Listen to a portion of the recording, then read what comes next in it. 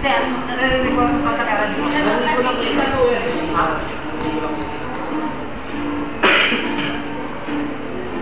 Sorry.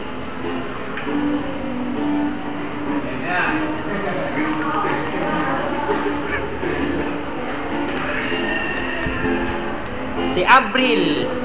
Abril Mayo. Hindi pa rin sa labilis. Lapit mo ah. Yung gitara lang ang binibidyo niya. Yan lang po makakita ng ano? Ano po yan? Ano ba yan?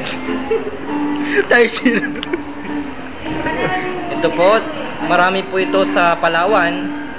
Tinatawag po itong pinakamaliit. Pero po dito napalaki namin.